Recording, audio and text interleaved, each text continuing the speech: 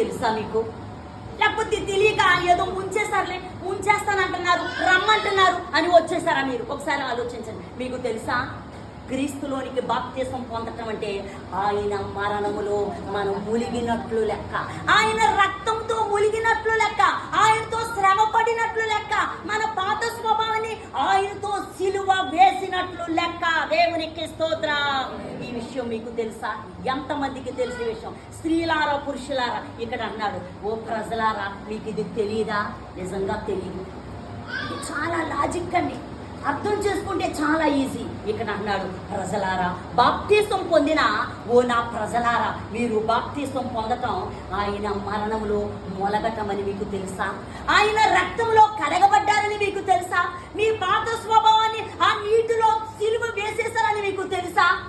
తెలిస్తే మరలా ఎందుకు పాత స్వభావాన్ని అరువు తెచ్చుకుంటారు? మరలా ఎందుకు అప్పు తెచ్చుకుంటారు? మరలా దాని వైపు ఎందుకు చూస్తారు? మరలా అదే కావాలని మీరు ఎందుకు అనుకుంటారు? అలా మరలా దానిని తెచ్చుకున్నట్లయితే దేవునికి అవిధేయులైనట్లు లెక్క. ఆదామవులు ఏం చేశారు? సుధీర్ చూడాలి, నా వైపు చూడాలి, సుధీర్ నా వైపు చూడాలి. ఆదామవులు ఏం చేశారు? అప్పటి వరకు దేవునికి విధేయులుగా ఉన్నారు.